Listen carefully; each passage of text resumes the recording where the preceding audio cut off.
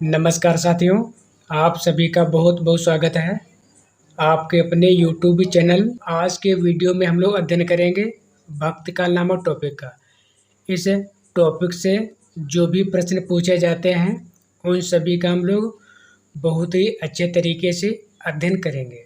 तो आइए शुरू करते हैं। पहला पॉइंट दिया है, महाराष्ट्र के भक्तों या संतों में सबसे पहले नाम आता है संत नामदेव का। अगला पॉइंट दिया है, नामदेव को माना जाता है विठोबा का भक्त। अगला पॉइंट दिया है, तमिल भाषा में महाकवि कंब यानी कंबन ने रचना की है रामायण, कंब रामायण की। अगला पॉइंट दिया है, बंगला भाषा में रामायण की रचना की है कृत्तिवास, ओझा ने कृत्तिवास रामायण शीर्षक से। अगला पॉइंट दिया है, आचार्य रामचंद्र शुक्ल के अनुसार भक्ति काल की समय सीमा है विक्रम संवत 1375 से विक्रम संवत 1700 तक। अगला पॉइंट दिया है, अकबर के नवरत्नों में शामिल है मुल्ला दो प्याजा, अबुल फजल, फैजी, तानसेन, बीरबल, टोडरमल, राजा मानसिंह, अब्दुल रहीम खाने खाना तथा हकीम हुकाम। अगला पॉइंट है, अकबर के दरबारी कवि हैं रहीम, नरहर, बंदेजन, गंग, बीरबल, मनोहर कवि इत्यादि। अगला पॉइंट दिया है, भक्ति के स्रोत को दक्षिण से भारत में प्रसारित होने वाले सिद्धांत का समर्थन करने वाले विद्वान हैं आचार्य रामचंद्र शुक्ल। अगला पॉइंट दिया है, हिंदी का भक्ति काल बाहरी आक्रमण की प्रतिक्रिया है। यह कथन है आचार्य रामचंद्र शुक्ल का। रामानुजाचार्य ने प्रतिपादन किया विशिष्टा द्वैतवाद दर्शन का। अगला पॉइंट दिया है, दक्षिण के अलवार, इन्हें आलवार भी कहा जाता है, संत थे वैष्णव भक्त कहा जाता है राम भक्त एवं कृष्ण भक्त को। अलवार यानी आलवार भक्तों की संख्या है 12। अगला पॉइंट दिया है, मदनाष्टक के रचयिता है रहीम दास। अगला पॉइंट दिया है, भक्तकालीन संप्रदाय तथा उनके प्रवर्तक या आचार्य। संप्रदाय दिए हैं और उनके आचार्य दिए हैं। श्री संप्रदाय के आचार्य हैं रामानुजाचार्य, रुद्र संप्रदाय के आचार्य हैं विष्णु स्वामी, सनकादि संप्रदाय के आचार्य हैं निम्बार्काचार्य, रामावत संप्रदाय के आचार्य हैं रामानंद, सके संप्रदाय टट्टी संप्रदाय के आचार्य हैं हरिदास, ब्रह्म संप्रदाय के आचार्य हैं श्री मध्वाचार्य। अगला पॉइंट दिया है, रामानंद आते हैं रामानुजाचार्य की शिष्य परंपरा में। अगला पॉइंट दिया है, आरती की जय हनुमान लला के।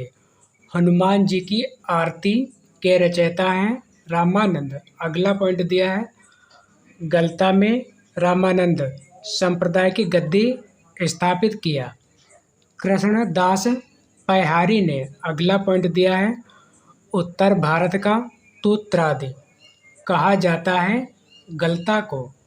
अगला पॉइंट दिया है, रामानंद के शिष्यों की संख्या है 12। राघवानंद थे रामानंद के गुरु। अगला पॉइंट दिया है, भक्ति काल को हिंदी काव्य का स्वर्ण युग सर्वप्रथम कहा जॉर्ज ग्रियर्सन ने। अगला दिया है, भक्ति का प्रारंभ हुआ दक्षिण भारत से। अगला पॉइंट दिया है, शेषनाग अथवा लक्ष्मण के अवतार माने जाते हैं रामानुजाचार्य। अगला पॉइंट दिया है, कवियों का सही कालक्रम है कबीर, सूर, जैसी, तुलसी। अगला पॉइंट है नाभा दास हैं राम भक्त कवि।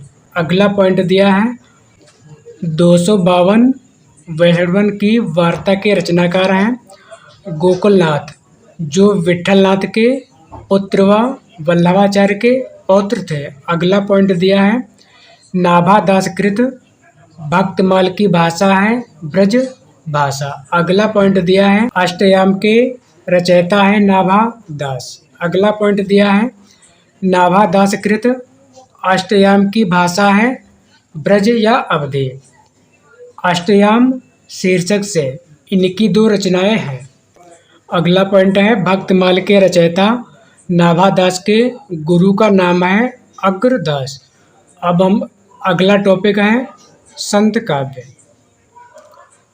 संत साधना का साहित्यिक रूप प्रारंभ हुआ पंढरपुर महाराष्ट्र से। अगला पॉइंट दिया है ज्ञानाश्रय शाखा के कवि हैं कबीरदास, दादू दयाल, धर्मदास, गुरु नानक, रैदास, मलूकदास इत्यादि। अगला पॉइंट दिया है निर्गुण संत कवियों में सर्वाधिक शास्त्रज्ञ एवं सुशिक्षित थे सुंदर दास। अगला पॉइंट दिया है श्रृंगार रस के घोर विरोधी संत कवि थे सुंदर दास।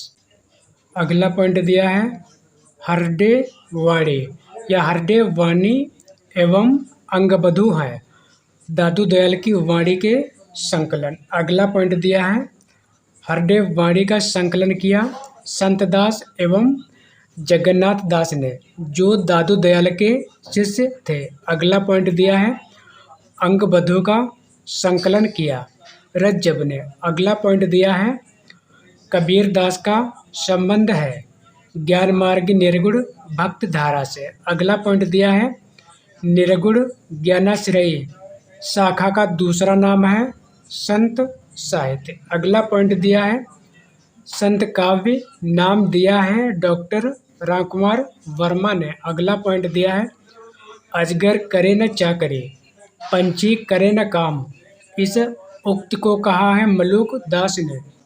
अगला पॉइंट दिया है रज्जब अली खां के गुरु थे दादू दयाल। परीक्षा उपयोगी महत्वपूर्ण तथ्य कबीर दास के गुरु थे रामानंद।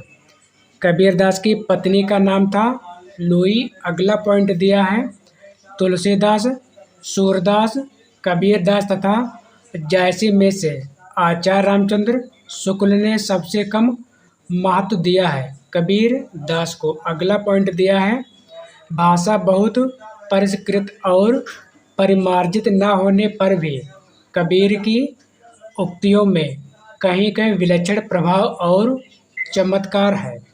प्रतिभा उनमें प्रखर थी, इसमें संदेह नहीं। इस कथन के लेखक हैं आचार्य रामचंद्र शुक्ल। अगला पॉइंट दिया है सधुकड़ी भाषा से आशय है जिसमें अनेक प्रांतीय भाषाओं या बोलियों के शब्दों का मिश्रण हो। अगला पॉइंट दिया है मगहर संबंधित है कबीर दास से। अगला पॉइंट दिया है कबीर बाड़े के डिक्टेटर थे। यह अभिनेता हैं आचार्य हजारी प्रसाद द्विवेदी का। अगला पॉइंट दिया है हम तो भगत मुकत में आया गुरु प्रसाद रामगुण गाया, ये पंक्तियाँ ली गई हैं कबीर परचयी से। अगला पॉइंट दिया है कबीर परचयी के रचनाकार हैं अनंत दास। अगला पॉइंट दिया है कबीर ने जिस प्रकार एक निराकार ईश्वर के लिए भारतीय वेदांत का पल्ला पकड़ा, उसी प्रकार उस निराकार ईश्वर की भक्त के लिए सूफियों का प्रेम तत्व लिया और अपना निर्गुण धूमधाम से निकाला। यह कथन है आचार्य रामचंद्र शुक्ल का। अगला पॉइंट दिया है कबीर का भक्ति आंदोलन विद्रोह मूलक है तो गोस्वामी तुलसीदास का प्रतिरोधात्मक। यह विचार व्यक्त किया है डॉक्टर बच्चन सिंह ने। अगला पॉइंट दिया है, तुम जिन जानो गीत है, यह निज ब्रह्म विचार है। कबीर दास का अगला पॉइंट दिया है, कबीर की उलटबाजियों में प्रमुख रस है शांत रस। अगला पॉइंट दिया है, कबीर की वाणियों या वाणी का संग्रह बीजक कहलाता है, जिसके भाग हैं 3। अगला पॉइंट दिया है, विदेशी आक्रमणकारियों के विरुद्ध आवाज उठाने वाले संत हैं गुरु नानक देव। अगला पॉइंट दिया है, संत कवि गुरु नानक का जन्म हुआ था तलवंडी में। अगला पॉइंट दिया है, निर्गुण भक्त धारा में उदासी संप्रदाय के प्रवर्तक हैं श्री चंद। गुरु नानक की माता का नाम था तृप्ता। अगला टॉपिक है सूफी काव्य। हिंदी के प्रथम सूफी काव्य हैं, हिंदी के प्रथम सूफी कवि है मुल्ला दाऊद। प्रमुख सूफी ग्रंथ, ग्रंथकार तथा रचनाकाल। अब हम लोग पढ़ेंगे ग्रंथ और ग्रंथकार और उस ग्रंथ का रचनाकाल यानी समय क्या है। पहला ग्रंथ है चंदायन, इसके ग्रंथकार हैं मुल्ला दाऊद और इसका समय है 1379 ईस्वी। अगला ग्रंथ है मृगावती, इसके ग्रंथकार हैं कुतुबन और इसका समय है 1503 ईस्वी। लेकिन आचार्य रामचंद्र शुक्ल इसे 1501 ईस्वी मानते हैं। अगला पॉइंट है मधुमालती। अगला ग्रंथ है मधुमालती, इसके ग्रंथकार हैं मंजन और इसका समय है 1945 ईस्वी।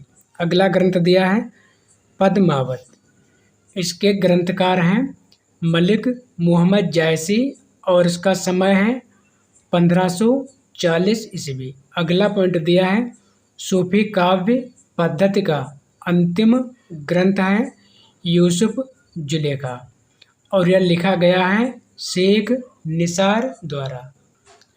अगला पॉइंट दिया है सूफी प्रेमाख्यानक रचनाओं की भाषा है अवधि। अगला पॉइंट दिया है सूफी कवियों का सबसे प्रिय अलंकार है समासोक्ति।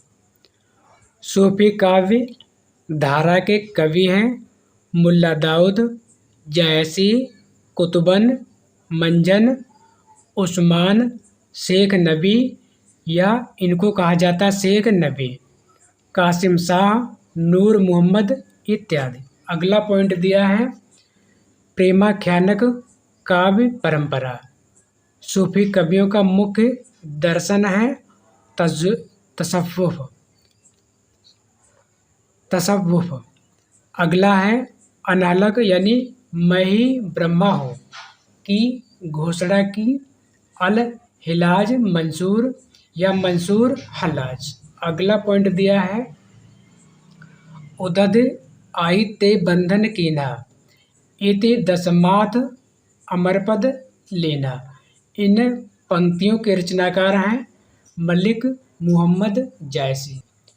अगला पॉइंट दिया है आचार्य रामचंद्र शुक्ल ने प्रेमाख्यानक परंपरा का हिंदी में प्रवर्तक या प्रथम कवि माना है कुतुबन को। अगला पॉइंट दिया है आचार्य रामचंद्र शुक्ल प्रेमाख्यानक परंपरा की पहली रचना मानते हैं कुतुबन कृत मृगावती को। अगला पॉइंट दिया है कुतुबन के गुरु थे शेख बुरहान। अगला पॉइंट दिया है मुल्ला दाऊद की भाषा है ठेठ अवधि। ज्ञानदीप नामक प्रेमाख्यानक काव्य की नायिका है देवयानी। अगला पॉइंट दिया है सूफी मत में वर्णित साधक की 4 अवस्थाएं हैं। पहली है शरीयत, इसको कहा जाता है आचरण, तरीकत यानी उपासना, मारिफत यानी सिद्धावस्था, हकीकत यानी सत्य बोध। अगला पॉइंट दिया है सूफी मुक्त काव्य के प्रथम रचयिता है अमीर खुसरो। पद्मावत का बंगला में अनुवाद किया है आलो उजाला ने इन्हें अलाउल भी कहते हैं। अगला पॉइंट दिया है कहारनामा। कहारनामा रचना है मलिक मोहम्मद जायसी को मलिक मोहम्मद जायसी की। अगला है जायसी ने क़यामत का वर्णन किया है आखिरी कलाम रचना में। अगला पॉइंट दिया है अखरावट, कहारनामा, मसलनामा तथा चित्ररेखा के रचनाकार हैं जायसी। अब हम लोग पढ़ेंगे परीक्षा उपयोगी महत्वपूर्ण तथ्यों का। पद्मावत है एक त्रासदी। पद्मावत की विधा है प्रबंध काव्य, यह महाकाव्य भी है। अगला पॉइंट दिया है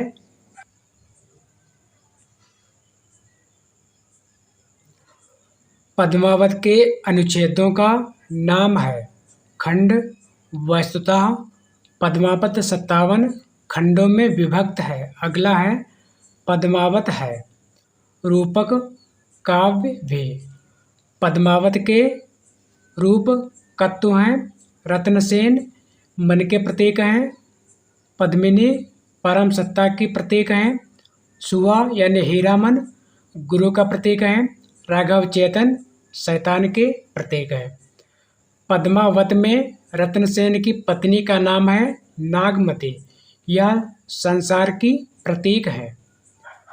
पद्मावत को समासोक्त रचना कहा है आचार्य रामचंद्र शुक्ल ने।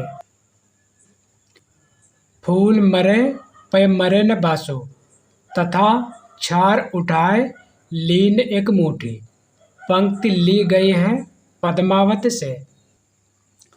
अगला टॉपिक है राम काव्य। श्री रामानुजाचार्य का भक्ति का भाव है दास्य भाव। अगला है स्वामी अग्रदास हैं राम भक्ति काव्यधारा के कवि। श्री रामानुजाचार्य का भक्ति का भाव है दास्य भाव। स्वामी अग्रदास हैं राम भक्ति काव्यधारा के कवि। अगला पॉइंट दिया है राम ध्यान मंजरी के रचयिता हैं स्वामी अग्रदास।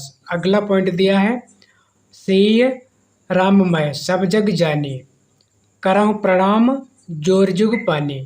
इस पंक्ति में गोस्वामी तुलसीदास ने विशिष्टाद्वैतवाद दार्शनिक सिद्धांत की व्यंजना किया है। अगला पॉइंट दिया है राम भक्त शाखा में रसिकोपासना का समावेश किया है स्वामी अग्रदास ने। अगला पॉइंट दिया है मानव प्रकृति का ज्ञान तुलसीदास से अधिक उस युग में किसी को नहीं था, यह कथन है आचार्य हजारी प्रसाद द्विवेदी का। अगला पॉइंट दिया है रामचरितमानस, गीतावली, बरबय रामायण तथा कवितावली को तुलसीदास ने कांडों में विभाजित किया है। अगला है गोस्वामी तुलसीदास जी के पिता का नाम था आत्माराम दुबे तथा माता का नाम होलसी एवं पत्नी का नाम रत्नावली। अगला पॉइंट दिया है सुरतीय नरतीय नागतीय सब चाहत अस होए तथा गोद लिए तुलसी फिरे तुलसी शोषित होए। इन पंक्तियों के रचनाकार हैं क्रमशः तुलसीदास तथा रहीमदास। अगला पॉइंट दिया है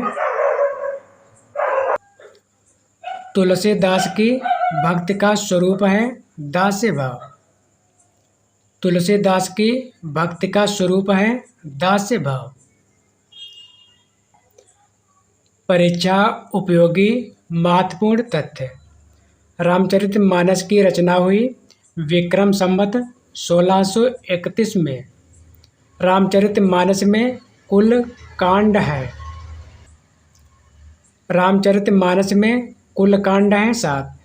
पहला है बालकांड, अयोध्याकांड, अरण्यकांड, किष्किंधाकांड, सुंदरकांड, लंकाकांड तथा उत्तरकांड। अगला पॉइंट दिया है मानस यानी रामचरितमानस का हृदय स्थल है अयोध्याकांड। अगला पॉइंट दिया है रामचरितमानस में विभत्स रस का प्रयोग हुआ है अरण्यकांड तथा लंका कांड में। अगला पॉइंट दिया है गोस्वामी तुलसीदास के कृतियों में उत्तरकांड का वर्णन मिलता है। कुल 3 कृतियों में रामचरितमानस, कवितावली तथा बरवय रामायण में। रामचरितमानस में तुलसीदास ने सर्वप्रथम वंदना की है सरस्वती तथा गणेश की। अगला पॉइंट दिया है रामचरितमानस का ज्ञान दीपक प्रसंग वर्णित है उत्तरकांड में। अगला दिया है आरत न धर्म न काम रुचि गति न चहु निर्बाण। रामचरितमानस की यह पंक्ति है भरत के अयोध्या कांड से ली गई है। अगला पॉइंट दिया है अवधी एवं ब्रजभाषा दोनों में रचना करने वाले कवि हैं तुलसीदास तथा नाभादास। भक्ति काल के कवि जिन्हें जातीय कवि कहा जाता है तुलसीदास को। अगला पॉइंट दिया है वैराग्य संदीपनी, रामाज्ञा प्रश्न, जानकी मंगल के रचनाकार हैं तुलसीदास। तुलसीदास कृत विनय पत्रिका की भाषा है ब्रज भाषा। तुलसीदास ने भ्रमर गीत परंपरा के अंतर्गत भ्रमर गीत की रचना की है जो कृष्ण गीतावली में संकलित है। भक्तिकालीन कवि जो संस्कृत भाषा को छोड़कर भी संस्कृत भाषा की शास्त्रीय परंपरा का निर्वहन किया है तुलसीदास ने। अगला पॉइंट दिया है गीतावली या कृष्ण गीतावली ये लिखी गई है तुलसीदास द्वारा, है मुक्तक काव्य। अगला है कीरत भनित भूत भल सोई, सुरसर सम सब का हित होई। इन काव्य पंक्तियों के रचनाकार हैं तुलसीदास। अगला पॉइंट दिया है तुलसीदास की वह रचना जो सूरदास के अनुकरण पर की गई है गीतावली यानी कृष्ण गीतावली। अगला है गोरख जगायो जोग भगत भगायो लोग। इस पंक्ति के रचनाकार हैं गोस्वामी तुलसीदास जो उनकी कृति कवितावली में संकलित है। अगला पॉइंट दिया है तुलसीदास की वह रचना जो शारीरिक पीड़ा के निवारणार्थ की गई हनुमान बाहुक। अगला पॉइंट दिया है साखी शब्दी दोहरा कई किहनी उपखान। इस पंक्ति के रचनाकार हैं गोस्वामी तुलसीदास। अगला पॉइंट दिया है कृष्ण भक्त। अगला टॉपिक दिया है कृष्ण काव्य। सूर सागर की भाषा है ब्रज भाषा। अगला पॉइंट दिया है श्रृंगार और वात्सल्य रस का सम्राट कहा जाता है सूरदास को। अगला पॉइंट दिया है सूरदास के दृष्टकूट पद मिलते हैं साहित्य लहरी कृति में। अगला पॉइंट दिया है प्रेम निकेतन श्री बने आई गोवर्धन धाम।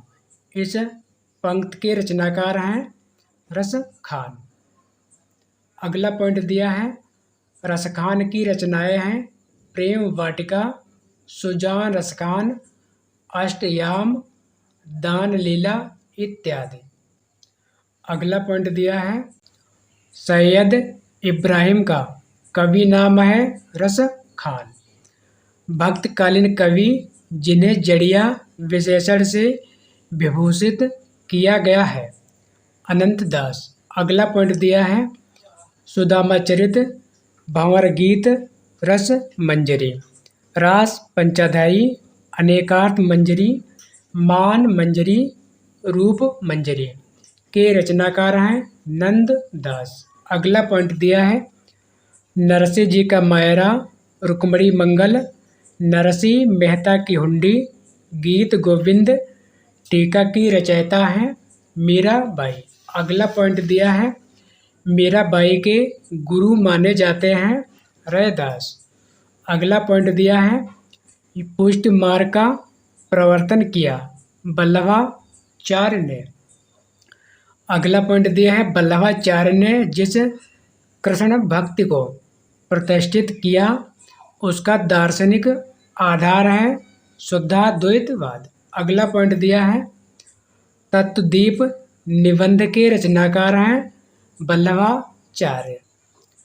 अगला पॉइंट दिया है पूर्व मीमांसा भाष्य, ब्रह्मसूत्र भाष्य या अणुभाष्य तथा श्रीमद् भागवत टीका के रचनाकार हैं वल्लभाचार्य। अगला पॉइंट दिया है कृष्ण काव्य धारा के प्रवर्तक है वल्लभाचार्य। रुद्र संप्रदाय संबंधित है कृष्ण काव्य से।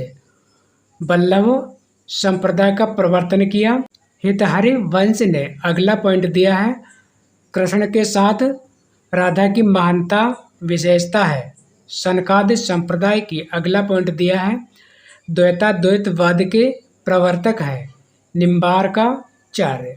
अगला पॉइंट दिया है 84 वैष्णवों की वार्ता का संबंध है वल्लभ संप्रदाय से। अगला पॉइंट दिया है नाभादास कृत अष्टयाम नामक पुस्तक में वर्णन है कृष्ण तथा राम दोनों की दिनचर्या का।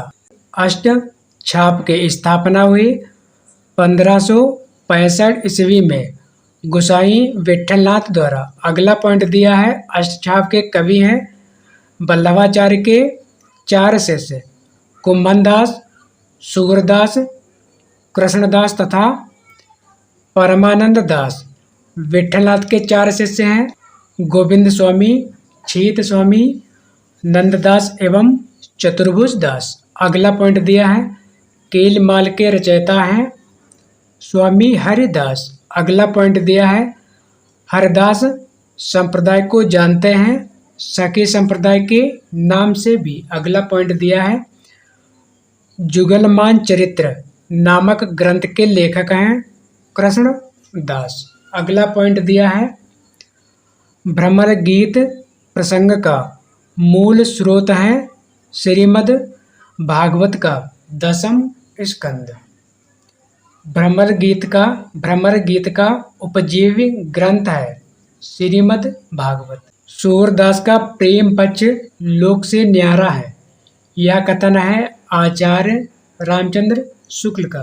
रीतकाल, इस टॉपिक से जितने भी प्रश्न परीक्षाओं में पूछे जाते हैं उन सभी का हम लोग बहुत ही अच्छे तरीके से अध्ययन करेंगे। पहला पॉइंट दिया है बिहारी, मतिराम, घनानंद, भूषण, रसनिधि, बोधा, आलम, भूषण देव, सेनापति तथा पद्माकर इत्यादि हैं रीतकालीन कवि। अगला पॉइंट दिया है जन्म काल के अनुसार आरोही क्रम में है केशवदास, सेनापति, देव, पद्माकर। अगला पॉइंट दिया है जन्म काल के अनुसार सही क्रम है रहीम, घनानंद, रसलीन, ठाकुर।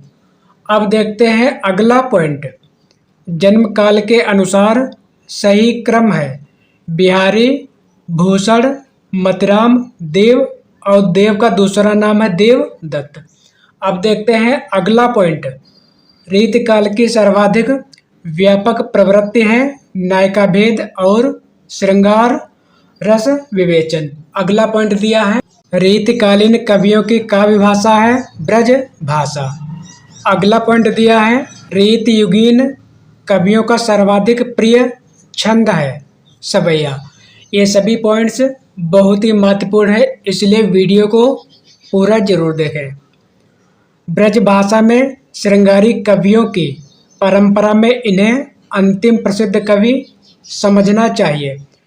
आचार्य रामचंद्र शुक्ल ने यह कथन कहा है दुष्देव के संदर्भ में। अगला पॉइंट दिया है आचार्य रामचंद्र शुक्ल ने रीतिकाल का प्रवर्तक आचार्य माना है चिंतामणि को और इनको कहा जाता है चिंतामणि त्रिपाठी। अगला पॉइंट दिया है हिंदी रीत ग्रंथों की परंपरा चिंतामणि त्रिपाठी से चली, अतः रीतकाल का आरंभ उन्हीं से मानना चाहिए। यह कथन है आचार्य रामचंद्र शुक्ल का। अगला पॉइंट दिया है रीतिकाल का समय है 1700 से 1900 विक्रम संवत। आचार्य रामचंद्र शुक्ल के अनुसार। अगला पॉइंट दिया है, आचार्य रामचंद्र शुक्ल ने उत्तर मध्यकाल को नाम दिया है रीतिकाल। अगला पॉइंट दिया है, रीतिकाल को श्रृंगार काल कहा है आचार्य विश्वनाथ प्रसाद मिश्र ने। अगला पॉइंट दिया है, मिश्र बंधुओं ने रीतिकाल को कहा है अलंकृत काल। अगला पॉइंट दिया है, डॉक्टर रमाशंकर शुक्ल रसाल ने रीतिकाल को कहा है कला काल। रीतिकाल को 3 भागों में बांटा गया है। पहला है रीतिबद्ध काव्यधारा, दूसरा है रीत मुक्त काव्यधारा, तीसरा है रीति सिद्ध काव्यधारा। अब हम लोग पहले पढ़ेंगे रीतिबद्ध काव्यधारा। वीर सिंह देवचरित, रामचंद्रिका, काव्य प्रिया, रसिक प्रिया, रतन बावनी, जहांगीर जस चंद्रिका तथा विज्ञान गीता आदि रचनाएं हैं केशव दास की। अगला पॉइंट दिया है, डॉक्टर रामस्वरूप चतुर्वेदी ने छंदों का अजायब घर कहा है रामचंद्रिका को। अगला पॉइंट दिया है, केशव दास को कठिन काव्य का प्रेत कहा है आचार्य रामचंद्र शुक्ल ने। अगला पॉइंट दिया है, भाषा भूषण ग्रंथ के रचनाकार हैं महाराजा जसवंत सिंह। अगला पॉइंट दिया है, हिंदी के प्रथम अलंकार निरूपक आचार्य हैं केशव दास। अगला पॉइंट दिया है, वेदांती मिश्र उपनाम है केशव दास का। अगला पॉइंट दिया है, भाषा बोलना जानई जिनके कुल के दास, यह पंक्ति है केशव दास की। अगला पॉइंट दिया है, यद्यपि सुजाति सुलक्षणी सुवर्ण सरस सुवृत्ति, यह पंक्ति है केशव दास की। अगला पॉइंट दिया है, भूषण भूषण विनु न विराजई कविता बनिता मित्र, यह पंक्ति है केशव दास की। अगला पॉइंट दिया है, रीतिकाल को सर्वप्रथम श्रृंगार काल नाम रखने का सुझाव दिया आचार्य रामचंद्र शुक्ल ने। साथियों, ये सभी पॉइंट्स बहुत ही महत्वपूर्ण है। आचार्य भिखारी दास कृत प्रमुख काव्य शास्त्रीय ग्रंथ है काव्य निर्णय तथा रस सारांश। अगला पॉइंट दिया है, श्रृंगार निर्णय के रचनाकार हैं भिखारी दास, ये है रीतिबद्ध कवि। अगला पॉइंट दिया है, शतरंज शतिका कृत के रचनाकार हैं भिखारी दास। अगला पॉइंट दिया है, सगुन अलंकारन सहित दोष रहित जो होय, शब्द अर्थ वारो कवित विबुध कहत सब कोय, इस काव्य पंक्ति के रचनाकार हैं चिंतामणि त्रिपाठी। अगला पॉइंट दिया है, कवि कुल कल्पतरु काव्य विवेक काव्य प्रकाश रस मंजरी के रचनाकार हैं चिंतामणि त्रिपाठी। ये सभी पॉइंट्स बहुत ही महत्वपूर्ण है। रस मंजरी है आयुर्वेद संबंधी ग्रंथ। पवन मया कर घूंघट टारे दया कर दामिनी दीप दिखावे, इस काव्य पंक्ति के रचनाकार हैं नागरी दास। अगला पॉइंट दिया है, नागरी दास इनका दूसरा नाम है महाराज सावंत सिंह की रचनाएं हैं सिंगारस भक्तसार सुजानानंद मनोरथ मंजरी गोपी प्रेम प्रकाश। अगला पॉइंट दिया है, मतिराम के काव्य ग्रंथ हैं फूल मंजरी रसराज साहित्यसार लक्षण श्रृंगार मतिराम सतसई इत्यादि। ये सभी पॉइंट्स बहुत ही महत्वपूर्ण है। अगला पॉइंट दिया है, परीक्षा उपयोगी महत्वपूर्ण तथ्य, रीतकालीन कवि भूषण की कविता का मुख्य संवेदनात्मक स्वर है प्रशस्ति परक वीरस पूर्ण। अगला पॉइंट दिया है, शिवराज भूषण शिव बावनी छत्रसाल दशक ग्रंथ के रचनाकार हैं भूषण। अगला पॉइंट दिया है, भूषण को कवि भूषण की उपाधि प्रदान की चित्रकूट के सोलंकी राजा रुद्र ने। भूषण को हिंदू जाति का प्रतिनिधि कवि कहा है आचार्य रामचंद्र शुक्ल ने। अगला पॉइंट दिया है भूषण दरबारी कवि थे राजा छत्रसाल तथा शिवाजी के। अगला पॉइंट दिया है भूषण का वास्तविक नाम था घनश्याम। ये सभी पॉइंट्स बहुत ही महत्वपूर्ण हैं और परीक्षाओं में बार बार पूछे जाते हैं। अब देखते हैं अगला पॉइंट। शिवराज भूषण ग्रंथ में विवेचन मिलता है अलंकारों का। इसमें लगभग 105 अलंकारों का वर्णन है। अगला पॉइंट दिया है गंग कवि का जन्म स्थान है इटावा उत्तर प्रदेश। साथियों, जितना कठिन परिश्रम होगा जीत उतनी ही आसान होगी। यदि आप कठिन परिश्रम करते हैं तो जीत निश्चित है।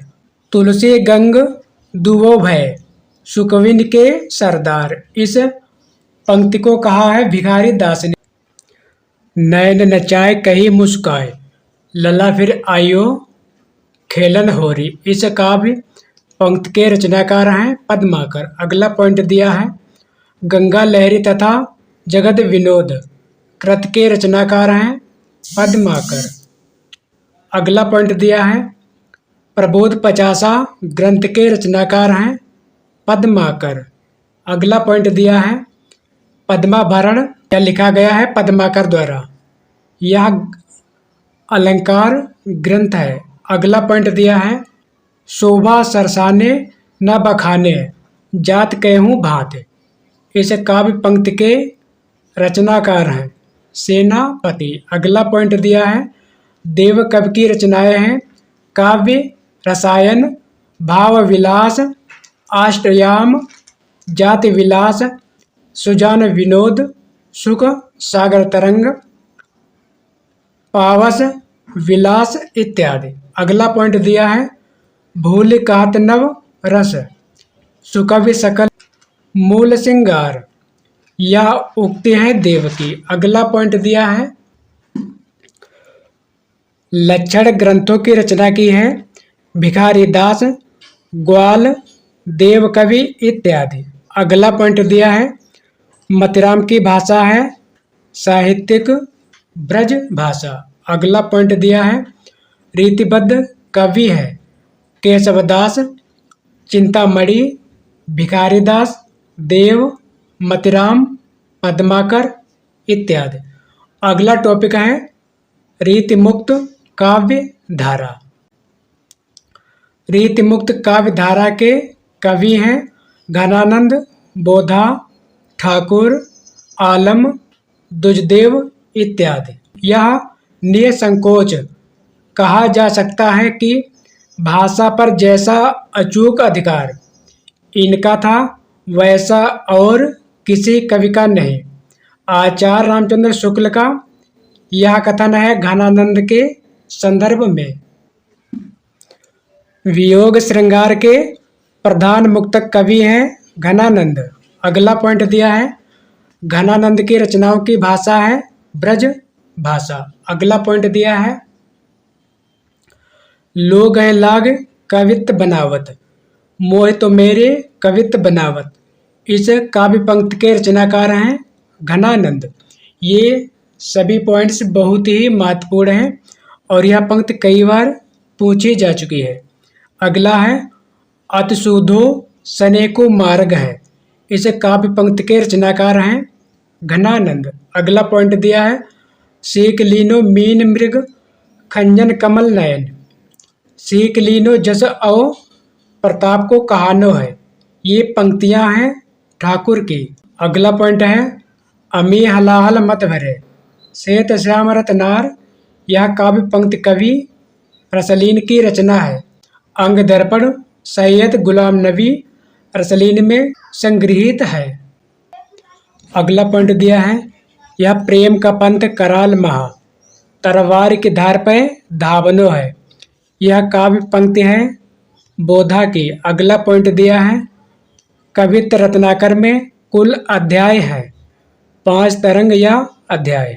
अगला पॉइंट दिया है कवित्त रत्नाकर की भाषा है ब्रज भाषा। अगला पॉइंट देखते हैं बोधा का असली नाम था बुद्ध सेन, ये सभी पॉइंट्स बहुत ही महत्वपूर्ण हैं। इश्कनामा तथा विरह वारिस के रचनाकार हैं बोधा। अगला पॉइंट दिया है सुजान चरित्र के रचयिता हैं सूदन। अगला पॉइंट दिया है मतिराम बिहारी तथा वृंद ने रचना की है सतसई की। अगला पॉइंट है अलंकार निरूपण करने वाले ग्रंथ है भाषा भूषण, ललित ललाम तथा शिवराज भूषण। अगला पॉइंट दिया है रसलीन का मूल नाम है सैयद गुलाम नबी। अगला पॉइंट दिया है बोधा एक रसोन्मत्त कवि थे। प्रेम के पीर की व्यंजना भी इन्होंने बड़ी मर्म ईर्षपर्शनी युक्त से की है। यह कथन है आचार्य रामचंद्र शुक्ल का। अगला टॉपिक है रीत सिद्ध काव्य धारा। पहला पॉइंट देखते हैं बिहारी तथा रसनिधि हैं रीत सिद्ध काव्य धारा के कवि। अगला पॉइंट दिया है बिहारी अकेले कवि हैं जिन्होंने ग्रामीण संस्कृत के विरुद्ध घृणा की अभिव्यक्त की है। यह कथन है डॉक्टर बच्चन सिंह का। अगला पॉइंट दिया है दृढ़ ओरझत टूटत कुटुम जुरत चतुरचित प्रीत। यह पंक्ति है बिहारी की। अगला टॉपिक है रीतिबद्ध काव्य धारा। बिहारी तथा रसनिधि है रीतिबद्ध काव्य धारा के कवि। अगला पॉइंट देखते हैं बिहारी अकेले कवि हैं जिन्होंने ग्रामीण संस्कृत के विरुद्ध घृणा की अभिव्यक्त की है। यह कथन है डॉक्टर बच्चन सिंह का। अगला पॉइंट दिया है दीर्घ उर्जत टूटत कुटुम जुरत चतुरचित प्रीत। यह पंक्ति है बिहारी की। अगला पॉइंट दिया है सन कज्जल चक झक लगन उपज्यो सुदिन स्नेह क्यों न नृपति है भोगवय लय सुदेश सब देह। बिहारी के इस दोहे में प्रकट होती है उनके ज्योतिष ज्ञान की बहुज्ञता। अगला पॉइंट दिया है बिहारी सतसई में दोहों की संख्या है 719। कुछ स्रोतों में 713 भी मिलता है। नोट दिया है रीतिकाल का विभाजन सामान्यतया रीतिबद्ध रीतिसिद्ध तथा रीतिमुक्त काव्य धारा के रूप में किया गया है, किंतु रीतिबद्ध तथा रीतसिद्ध काव्य धारा के कवियों के विभाजन को लेकर अनेक विद्वानों में मतभेद भी है। अगर वीडियो आपको पसंद आया हो तो कृपया चैनल को सब्सक्राइब, लाइक और शेयर करना ना भूलें। मिलते हैं अगले ज्ञानवर्धक वीडियो में। तब तक के लिए पढ़ते रहिए, सीखते रहिए और आगे बढ़ते रहिए। धन्यवाद।